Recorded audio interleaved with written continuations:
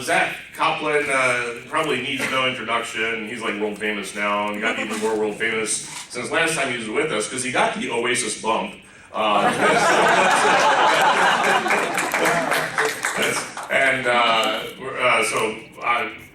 You're familiar with his work as an incredible activist, promoting science education, challenging the sneaky ways creationism and intelligent design sometimes get into public school curriculums, and we're just so thrilled that Zack could be back to give us an update. So let's welcome Zack Kopplin.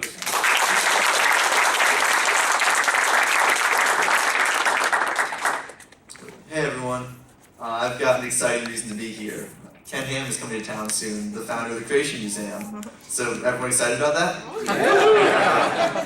So, Ham makes his living by misinforming kids about what science and how it works, but his museum isn't the only place where his creationist misinformation can be snuck into classes. He publishes curriculum for homeschool and private school kids, which, that's bad. I don't like homeschool and private school kids being indoctrinated with creationism, but I can't really fight that. Unfortunately, it's not going to private schools. There's some who want to bring it to public schools in Louisiana. So I'll give the example of one woman, her name is Suzanne Passman, who every year comes to our state legislature and testifies against us. I guess 1 second. But yeah, testifies against us and fights to repeal the Louisiana Science Education Act, our creationism law. And she has this website, creationevidence.info, where she highlights this law and guess what's first on her list for information that should be used in Louisiana science classes. It comes from Ken Ham. So this isn't just sort of a matter of speculation or protesting over what can be brought into private schools. It actually can be brought into public schools in Louisiana. And because this is Texas, I wouldn't be shocked to see it brought into some schools here too. And so Ham says evolution is not real, the Earth is 6,000 years old, even that the sun was formed after the Earth. And of course, I think that's wrong. I think that's terrible to teach kids. But Ham says I'm brainwashed, so what do I know? And so this is what I know. I know about the scientific method, that science is testable, that you can repeat these tests, that there's specific conditions under which when you test your experiment, if it fulfills those conditions and it's false, then you have to go back to the drawing board and restart over again. Now, creationism, you can't test it. There's no way it could ever be false if you tested it, so it's not even science. It's supernatural. It just doesn't belong in a science classroom. That's what I know. It'd be nice if Ham learned that. It'd be nice if Ham no longer made these materials to miseducate children, and that's what we're fighting. We're fighting for good science. And so, I'll tell you basically where we're here today. In Louisiana, we have this law that some of y'all may already know about, the Louisiana Science Education Act. It allows creationism to be snuck into science classes through supplemental materials to critique evolution and also climate change, because that's where we really need critiquing politically controversial subjects. And so we've been fighting to repeal that for the past 3 years. The first year, we lost 5-1. And part of the reason we lost was some of our state legislators didn't like people who had little letters behind their names, like Nobel laureate scientists, PhDs, those type of people. They weren't really interested in learning about science from them, because the only little letters that mattered apparently were the 2 JD. Those were the important letters, not PhD. So that was the first year, we lost 5-1. The second year, the legislators had moved on from doubting people with little letters to just doubting evolution entirely. And so we had a legislator who questioned whether, if evolution was real, then why don't E. coli turn to people? And the good news is we only lost 2-1 that year. And this last year, we've gotten better this last year. We got the most votes we've ever had. It was 3-2 we lost. But the legislators keep moving on in what they doubt.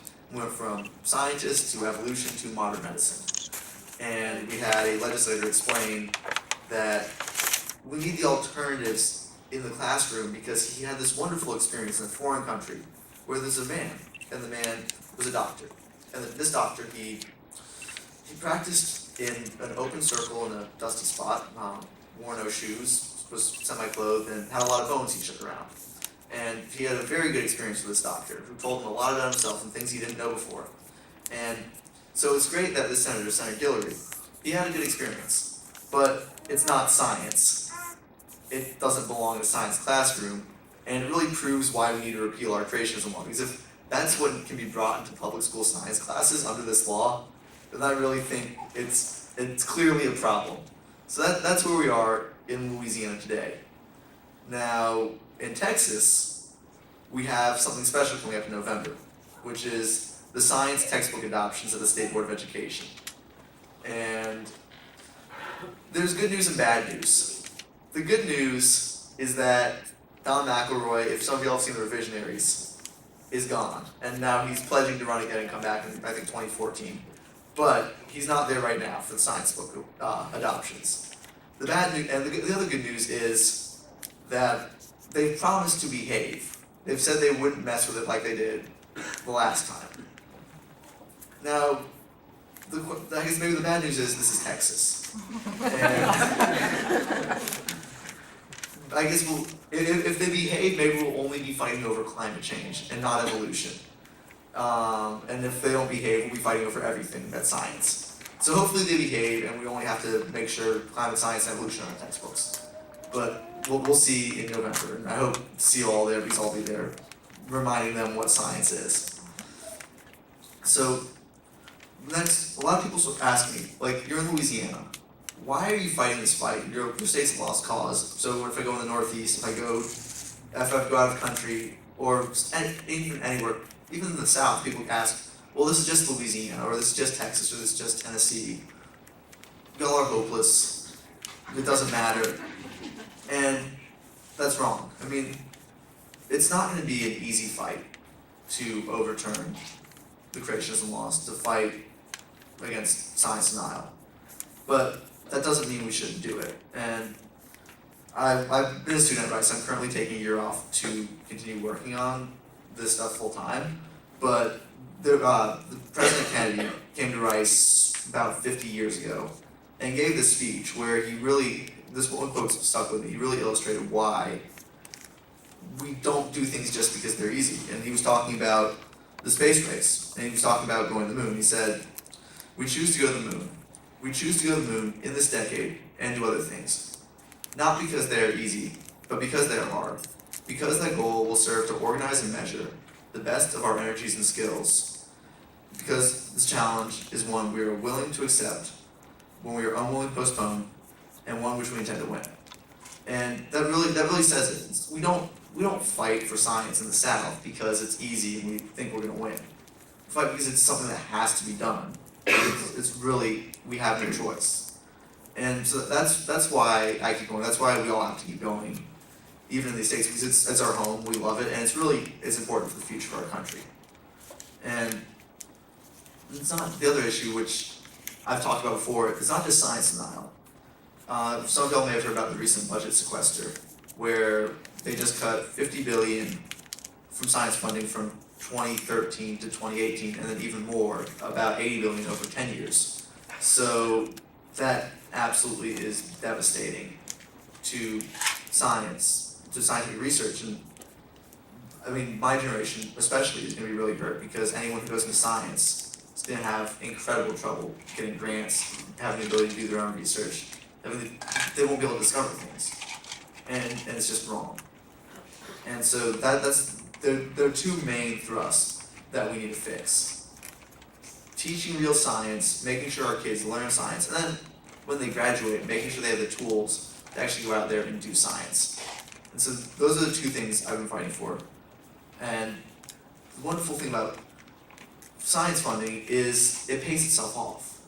So, do y'all remember when President Obama mentioned the Human Genome Project in the State of the Union? He said it was $140 to every one we spent. It was actually a little bit better than that. And they just did an analysis on the Human Genome Project where the US government spent $14.5 billion of taxpayer money. They got back an increased tax revenue from more economic activity. They got back $59 billion. That was just back straight to the government, and then created almost $1 trillion in new economic activity for the country.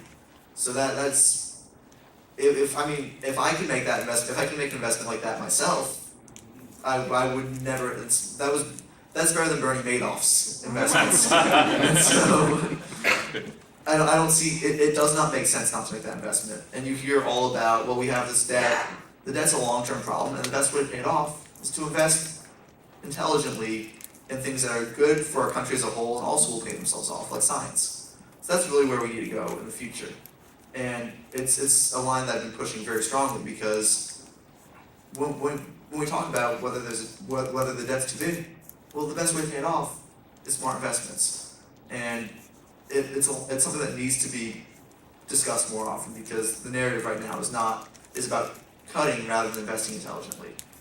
And that's where we need to start talking about. And so that's my fight, fighting for science education, fighting for good science funding. And I know a lot of y'all are there fighting with me, and so I'm happy to take any questions y'all have about anything right now. Are you aware of the Scopes trial in Dayton, Tennessee in 1925? Yep. And the accompanying play that was written about it? Yeah. Read the book. A lot of information in there. Yeah, it's a great book, Inherit the Wind. I think what you're doing is great, first of all. But I wonder tactically, are there any people, because I'm totally in favor of all the arguments put forward and that sort of thing. And I'm also nervous about creationism in schools and that kind of stuff. From a tactical perspective, on some level, I welcome the creationist in the classroom, precisely because for so many people for whom a religious perspective on things is absolute background, they absolutely take it for granted, and to have it officially presented as two perspectives on life. I think I was 12 or 13 before I even realized that there was a secular perspective at all. And so on some level, even if it happens, because otherwise people just accept all that stuff as absolute background, and whatever science they learn, it's often just integrated into their worldview. And so from a tactical perspective, maybe it wouldn't be altogether bad to have creationism in the classroom contrasted, because I think as more and more science, we're going to learn more and more science, I think it's going to end up being bad for the creation. So on the sort of the broadest answer to that is the biggest problem is time. There's not enough time to teach creationism and teach real science. They already don't teach enough evolution in classes. It's just one unit in high school biology classes when it should underlie the entire class. But there's some more issues with doing that, I think. The first would be a lot of teachers just aren't.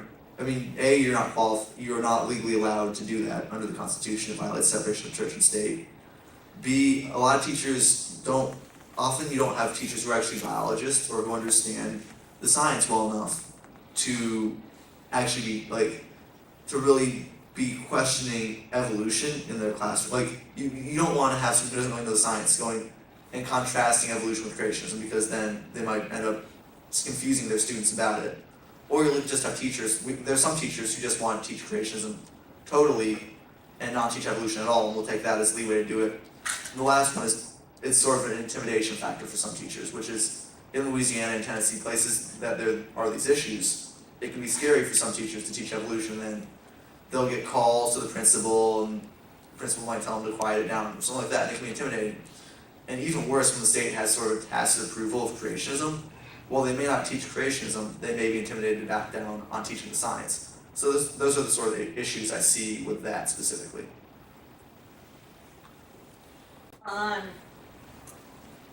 You might point out that if they are accepting creationism, then they have to throw out pretty much a lot of physics, because that throws out the speed of light and a number of pure physical facts. You often don't even, I think they'd be happy to do that sometimes. And that may be the simplest answer, is unfortunately.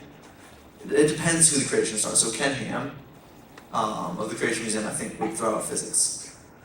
I don't know, I'd have to ask him. I think the Discovery Institute, which is the main creationist think tank,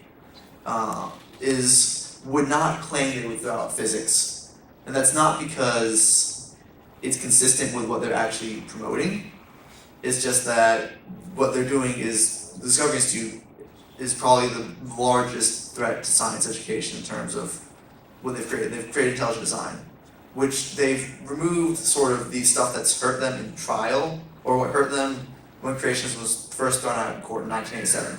So they removed the age of the earth, they removed some of the more egregious things that got them in trouble and said, well, we just don't accept evolution. And we think there was a designer that created everything in its present form. But we won't talk about who it is, we won't talk about the age of the earth, we won't talk about any of that stuff. It's still creationism, it's still meant to let creationism in the classroom and just model it. But I think they would claim that they're accepting other science. Now the issue is, it's like, what they're doing destroys the scientific method, it's inconsistent with other science, but we just have to keep saying that publicly and reminding them of that. So, how do we go about supporting your view? So I mean, the easiest way is contact with local politicians.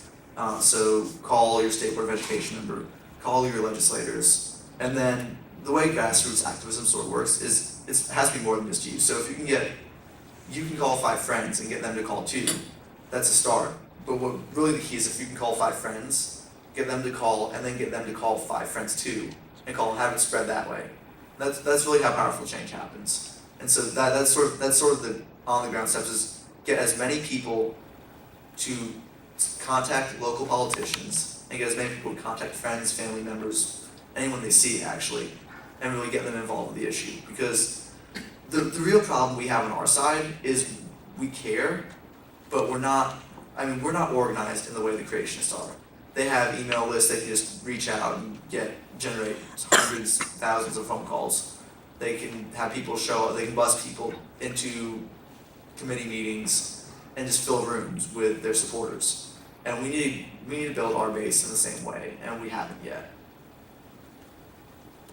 Zack, on that same line, I was interested in how the textbook adoption process works and how we can get involved in putting your cause forward in Texas. So I don't know specifically how the textbook adoption works in Texas, but what I'll say is this is generally, I'll go through in general how the meetings, I don't know the specific format, but it's likely going to be like this. So the odds are it's going to happen in November. And so when it's announced, they'll announce a day that they're going to have their committee vote on the textbooks, whether they're going to approve them, whether they're going to change them, what they're going to do. And so what you can do is show up that day, and they'll probably have either a card or some way you can sign up to speak on the textbooks. And what we'll see is the creationists will have brought out 40 people, and we'll probably have brought out some people.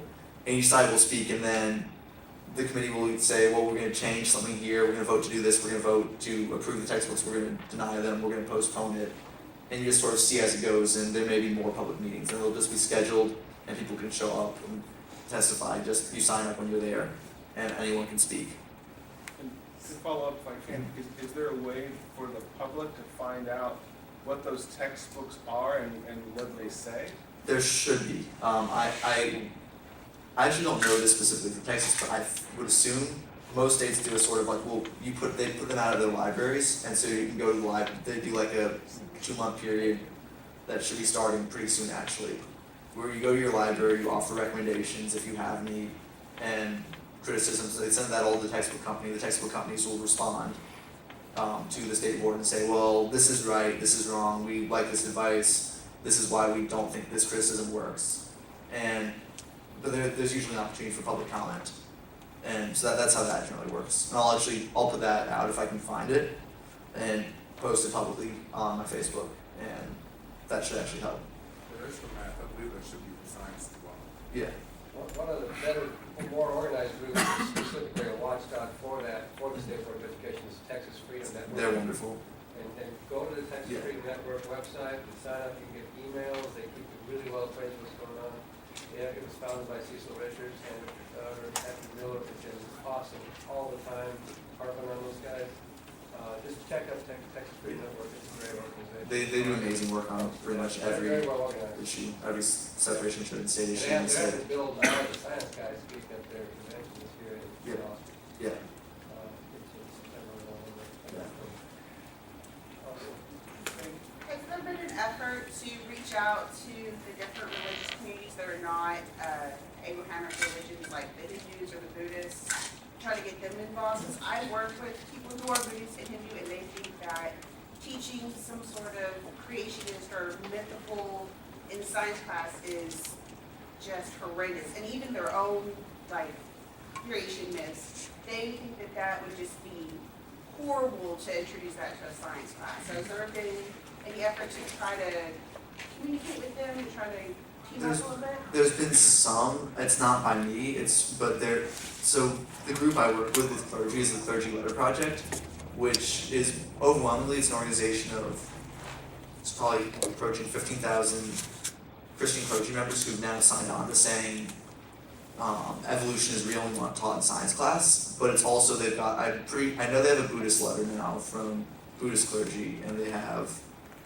a couple other letters that they've drafted and got people on board with. So I don't know how much they've actually been successful with that kind of outreach, but there are people working on it. It's Michael Zimmerman at the Clergy Letter Project, and that's an absolutely great organization.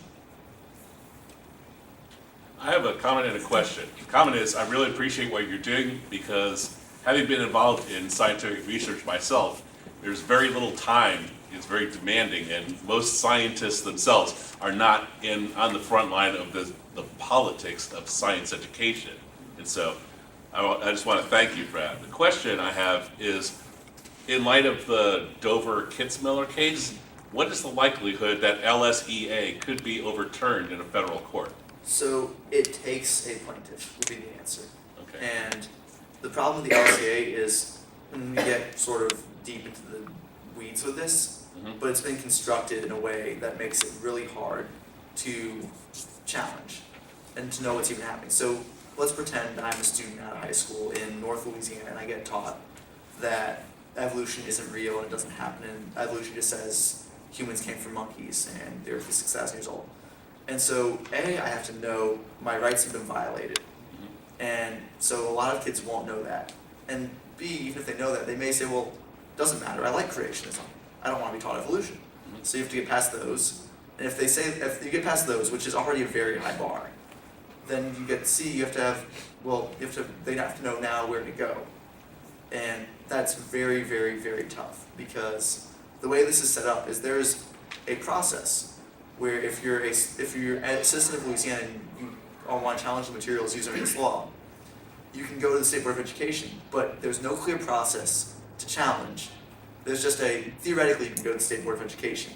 And when you go, there'll be a committee set up, which is set up where there's one member of the committee who is selected by the publisher of the materials used, so that's one vote automatically against you.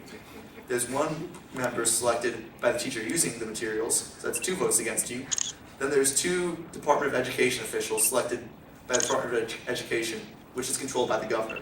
So Bobby Jindal, that's 2 more votes against you. Then you get to select one person. So there's a theoretical 4-to-1 committee that there's no real clear complaint process, and that you have to go through. But once you get there, you have to go through and get through that. And then so that's already a really high bar to protest these materials. Then, after that, you have to have a student who's brave enough to do that. And if you come from a part of the state where you're taught creationism, you're going to face a lot of social pressure not to fight it. And so it's very, very hard to figure out what's going on in these classrooms. And the legislature is, of course, saying, well, until we get a court case, it's a good law. But the point is like on a macro level, we know sort of how it's being used. We've got state boards of education, we've got local school boards talking about teaching the alternatives, teaching both sides, and some of them straight out teaching creationism. So we know it's being used. It's just none of us are in the schools and know exactly what's happening in the high school classrooms, and that's a problem. But they forced our hand. Now it was not our job to do the due diligence and auditing of every school in Louisiana, but now we're fighting the state for public records. We're seeing what our Department of Education has on this law. We've already found some interesting stuff, and it's going to be a little while till it's all out. But we've got some leads on where we might go, I'll say, and it'll be a few months before we get there. But if they force us into doing this and searching for all the schools that are teaching creationism instead of just doing the right thing, you know what, it's been 3 years, they've had their chance, we'll look at what's happening in the schools. So that's sort of where we are. Good luck. Thanks. Let's, Joe, and then let's make that the last question, All right. or unless there's someone behind me, I'm sorry. Elizabeth has a Oh, I'm question. sorry. Yeah, Joe, you already had one. Okay. You're done. I got a constitutional way out. Sorry. Go ahead. I used to teach in a private school here in Houston, and I would appreciate your comments, if you have any, on the state of the private school issue, because I know so many private schools advocate intelligent design. Yeah. And I will tell you honestly that I was deeply shocked when the school at which I worked made all the teachers watch a presentation on intelligent design. This was several years ago. And I was wondering if you have any comments on what, if anything, is being done in any of the southern states So, with regard to this. so the general understanding with private schools is they can teach what they want, unfortunately. And now, theoretically, if one was to make an argument against private schools teaching creationism, it'd be that teaching creationism and not allowing students to learn science and misinforming them like that is child abuse. So that would be the strong argument against it. The problem is it's one that is it's nasty, it's rough, and it hasn't really been pushed or worked that well. I don't know if there's ever been a serious push to fight creationism in private schools on that, because it's not necessarily a fight everyone wants to have here. And I think the understanding in courts is that private schools can do what they want. So there's that. That's sort of the status quo. Having said that, the big fight with private schools that I would get involved in is the voucher one, because that takes public money and gives it to the private schools. And the schools are, so some of these schools, there's some schools that are teaching intelligent design, which is bad in itself. And then you get the schools, we have some in Louisiana, my favorite's always been the one that calls scientists sinful men. And like, you get this level of schools and they're receiving millions in public money. And it's absolutely absurd. So that's sort of where I get involved with fighting private schools. I say, okay, you know what, I don't have to like your teaching creationism in a private school. But the moment you take any public money, that's when I can fight you and say, you cannot teach creationism. If you put your hands on this public money, you now are bound by the separation of church and state, and you should not be teaching creationism. And so that's sort of where I go, is teach real science if you take public money, and don't take public money. Don't be involved with any state funding if you want to teach everything you want, because with state money comes real standards, and that's sort of the point I make. And so Texas got vouchers shot down pretty strongly this year. The Texas State House actually blocked all funding that could go to vouchers when some of the Texas Senate, Dan Patrick for one, maybe some of y'all's senator, he tried to get vouchers and that did not work. So that was the good news, and hopefully it stays that way. But Louisiana has an issue with this. Let's see, Oklahoma, Florida has a gigantic problem with vouchers. And Florida's voucher program, it's not just about creation. They're all bad. We have schools in Louisiana. We had a school that got thrown out for defrauding the government a week ago in Louisiana. We had schools that didn't meet fire code. They had run by felons. Didn't even know how to spell the word scholarship when they're advertising their free government school or free government funded schools. But in Florida, there was this great piece by the Miami New Times, which explained that many of the schools in Florida's voucher program were run by convicted felons and cocaine dealers and kidnappers. and they had explained that, and it's just like, beyond my concern over creationism, I also think there's a problem with just general due diligence of these schools. And so that's sort of the issue I get involved in with private schools, is whether they're getting government funding. And if they're getting government funded, then I fight that. Let's thank Zack for being with us today.